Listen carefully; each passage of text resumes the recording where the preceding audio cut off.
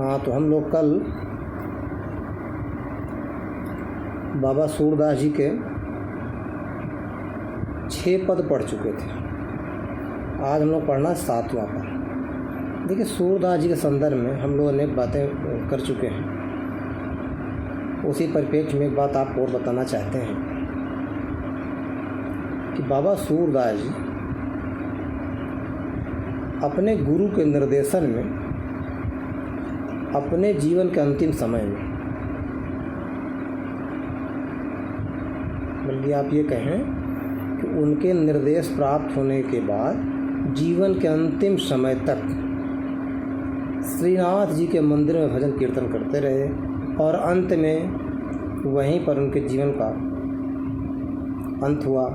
अर्थात आप कह सकते हैं उनका शरीर पूरा हुआ और वो वहीं गोलोकवासी हुए। इस सन में 1583 में। ठीक है, देखिए सूरदास जी ने जो सूर सागर लिखा है, सूर सागर भगवत गीता का अंश।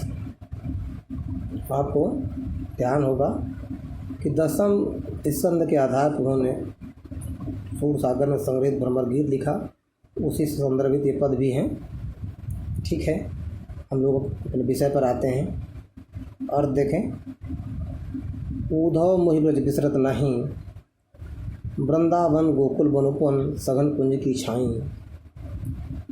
रात समय माता जसमत और नंद देख सुख पावत, माखन रोटी दही सजायो अति हित साथ खवावत। गोपी ग्वाल बाल संग खेलत, सब दिन हंसत सिरात। सूरदास धन धन ब्रजवासी, जिनसो हित जदुजात। देखिए, भगवान श्री कृष्ण ब्रजभूमि को छोड़ करके मथुरा चले आए। मथुरा में उनकी मुलाकात किससे होती है? उद्धव से होती है। देखिए, स्वाभाविक बात है, मानव की साथ प्रवृत्ति है कि हम लोग प्रारंभ में जहाँ रहते हैं या कहीं बाल्यकाल जहाँ व्यतीत होता है, वो स्थान और वो बाल्यकाल की सरस बातें भूलती नहीं। आदमी कोशिश तो करता है, क्योंकि जो बातें बार बार कष्ट देती हैं उसको हम लोग क्या करते हैं, भुलाने की चेष्टा करते हैं। भगवान श्री कृष्ण की यही स्थिति है। वह ब्रजभूमि को भुलाने की चेष्टा तो करते हैं, लेकिन अनायास बिना प्रयास उनके मानस पटल पर ब्रजभूमि की सारी बातें क्या होती हैं, कौंध जाती हैं। क्रमशः करके एक एक याद आती हैं। उन समस्त बातों में कौन सी बातें प्रमुख रूप से कष्टदायी हैं या कौन सी बातें मुख्य रूप से उनको बार बार याद आती हैं, उसका जिक्र करते हैं। उद्धव मोहि ब्रज बिसरत नहीं, के हे उद्धव, मुझे ब्रज भूलता ही नहीं। मैं भुलाने की चेष्टा तो करता हूँ कि ब्रज की एक बात मुझको ध्यान नहीं आए, लेकिन इसके बावजूद भी फिर भी वो बातें भूलती नहीं। क्या वृंदावन गोकुल बनुपवन सघन कुंज की छाई। क्या वृंदावन गोकुल और गोकुल के सुंदर बगीचे, सघन कुंज की छाई और उन बगीचों की सघन सुखद छाया। कुंज का तात्पर्य बगीचा, सघन और सुखद छाया। अर्थात इन सारी बातों हम भूलना तो चाहते हैं, लेकिन ये भूलती ही नहीं। फिर कह रहे हैं, प्रात समय माता जसमती और नंद देख सुख पावत। क्या प्रातःकाल जैसे माता यशोदा और बाबा नंद क्या करते, हमको देखते थे, हरसात रेत में डूब जाते थे। हम आप कहें हरसात रेत में गोता लगाते थे, अत्योक्ति नहीं होगी।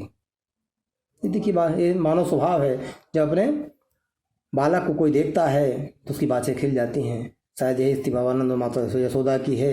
जब भगवान श्री कृष्ण को सुबह प्रातःकाल उठ के देखते हैं तो हर्षित हो जाते हैं, प्रसन्न हो जाते हैं। वही लिखा उन्होंने कि प्रात समय माता जसमत और नंद देख सुख पावत। माता यशोदा बाबा नंद हमको देखते थे और तदें सुख का अनुभव करते थे। माखन रोटी देह सजायो अति साथ खाते। माता यशोदा मक्खन रोटी और ताज़ा दही, कैसी मलाईदार, क्या करते थे, बहुत ही प्रेम से और हित कामना के साथ क्या करते थे, हमको खिलाते थे। समस्त माताएं यही करती हैं, अपने पुत्रों को, अपने संतान को बड़े ही कामना के साथ खिलाती पिलाती हैं। शायद माता यशोदा भी यही कर रही थी।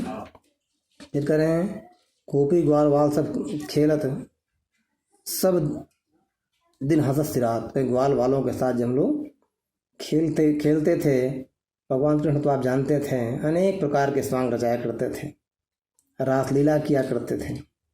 वही बात तो बता रहे हैं कि गोपी ग्वाल वाल संखेलत सब दिन हंसत सिरात। जब हम ग्वाल वालाओं के साथ खेलते थे, उन ग्वाल वालाओं के साथ खेलते खेलते सारा दिन बड़ी प्रसन्नता से क्या होता था, व्यतीत हो जाता था। पता ही नहीं चलता था कितने समय में दिन व्यतीत हो गया। वैसे भी आप जानते हैं जब प्रसन्नता का समय होता है, खेल खेल में सारा समय आसानी से व्यतीत हो जाता है और समझ में नहीं आता। ठीक वही बात यहाँ पर है कि वहाँ पर भगवान श्री कृष्ण का मन लगा रहता था और समस्त मित्रों के साथ खेलते सारा दिन का क्या होता था, आसानी से व्यतीत हो जाता। सिरात माने व्यतीत हो जाना। सूरदास धन धन ब्रजवासी जिनसो हित जज्जात। अब सूरदास जी कहते हैं कि ब्रज में निवास करने वाले लोग धन्य हैं, निश्चित ही रूप से परम सौभाग्यशाली हैं कि जिनसो हित जदुजात। जदुजात का तात्पर्य श्री कृष्ण यदुनाथ अर्थात श्री कृष्ण यदुवंशियों के नाथ स्वामी के जिनसो हित जदुजात, जिनकी हित कामना स्वयं श्री कृष्ण करते हैं, निश्चित रूप से ऐसे ब्रज में निवास करने वाले लोग क्या हैं, धन्य हैं। हमारी बात शायद आपको ठीक प्रकार से समझ में आई होगी। देखिए आगे काव्य सौंदर्य की बात हम लोग करते हैं। इसमें रस कौन सा है, वियोग रस। वियोग रस कहाँ होता है, परिभाषा आप लोगों ने पढ़ा होगा। जब हम लोग क्या करते हैं, अपने इष्ट मित्र परिजन से किसी कारणवश क्या होता है, विछोह होता है और मिलने की आशा बनी रहती है, तो ऐसे में क्या होता है, वियोग श्रृंगार। यहाँ पर वही बात है, भगवान श्री कृष्ण किसी कारणवश क्या किए हैं, ब्रजभूमि से मथुरा चले आए हैं, उनको वहाँ की बातें याद आती हैं, कष्ट देती हैं। अतः यहाँ पर कौन सा अलंकार है, वियोग श्रृंगार। भाषा सूरदास जी कौन सी थी, ब्रज। छंद क्या है, गे, गाने योग्य पद है गे। शैली मुक्तक, शैली कौन सी है, मुक्तक। अलंकार, अलंकार यहाँ पर कौन सा होगा, अलंकार इसमें है अनुप्रास। और जहाँ पर धानी धानी लिखा है, यहाँ पुनरुक्ति प्रकाश, जहाँ पर किसी शब्द की पुनरावृत्ति होती है वहाँ पर क्या होता है, पुनरुक्ति प्रकाश होता है। यहाँ पर ध्वनि शब्द की धानी धन की पुनरावृत्ति है, अर्थात यहाँ पर क्या है, पुनरुक्ति प्रकाश। सब शक्ति क्या है, व्यंजना कह सकते हैं, ठीक है। गुण कौन सा है, माधुर्य है। हमारी बात आपको समझ में आई होगी, ठीक है। अगला पद हम लोग देखते हैं, 8वां पद। 7वां पढ़ गया, अब 8वां हम लोग देखेंगे क्या है। उधो मन भय 10-20, एक हुत जो गयो श्याम शंकु और राधे ईस। इंद्रिय शिथिल भई केशव बिन, ज्यों देही बिन शीस। आशा लगी लाग रहा तन संसार, जीव ही कोटि बरीस। तुम तो सखा श्याम सुंदर के, सकल जोग के ईस। सूर हमारे नंद नंदन बिनु, और नहीं जगदीश। देखिए भगवान श्री कृष्ण के पास से उद्धव आते हैं, कहाँ आते हैं, ब्रजभूमि पर आते हैं और गोपिकाओं को निराकार ब्रह्म का उपदेश देते हैं। निराकार ब्रह्म का उपदेश देते हैं। गोपिकाओं को निराकार ब्रह्म की बात समझ नहीं आती, क्योंकि आपको पहले ही बताया गया है कि ब्रज में निवास करने वाले समस्त लोग क्या थे, सगुणोपासक थे, साकार भक्ति करते थे, भगवान श्री कृष्ण के उपासक थे। उनको निराकार ब्रह्म की बातें कैसे अच्छी लग सकती हैं। लेकिन फिर भी गोपिकाएं पढ़ी लिखी तो नहीं हैं, लेकिन चतुर हैं। ये क्या कहती हैं कि उद्धव मन भय 10-20। जब उद्धव निराकार ब्रह्म की बातें करती हैं, वो सारे करते हैं, गोपिकाएं क्या कहती हैं, हे उद्धव हमारे पास एक से अधिक मन नहीं है, मन न भय 10-20, एक से अधिक मन नहीं है। अर्थात तो कहना चाहती हैं कि एक मन तो हमारा श्री कृष्ण के उसमें लगा रहता है, ये दूसरा भी मन हमारे पास होता तो हे उद्धव मैं आपकी इस बात को अस्वीकार नहीं करती, निश्चित रूप से क्या करती, स्वीकार करती। और जो आप निराकार ब्रह्म की बात करते हैं उसकी उपासना भी करती।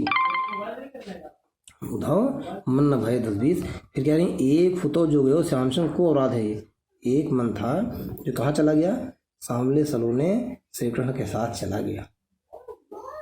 वो अपराध है इस।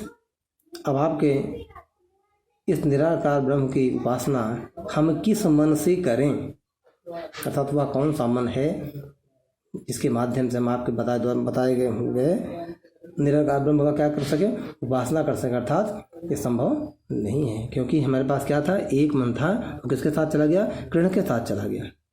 फिर क्या कर रही हैं, इंद्रिय शिथिल भई के सोबिन ज्यों देहि बिन सके उधव। हमारी समस्त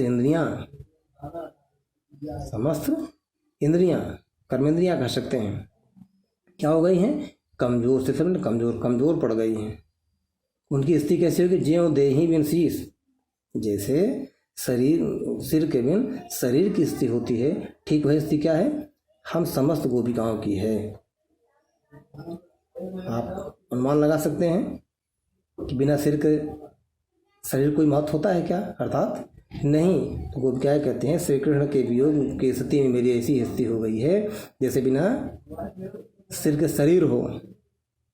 देही माने शरीर। आशा लाग रहा तमसासा जीवन को बदले के, आशा लाग रहा तमसासा, मुझे उम्मीद है, आशा है कि निश्चित रूप से क्या होंगे, श्री कृष्ण वापस आएंगे, उनको दर्शन मिलेंगे, प्राप्त होंगे। इसी आशय से अब भी हमारे शरीर में श्वासें चल रही हैं। यदि आशा उम्मीद नहीं होती तो हो सकता है श्वासें टूट जाती और हम लोग क्या होते, हमें संसार सागर को छोड़ के चले गए होते।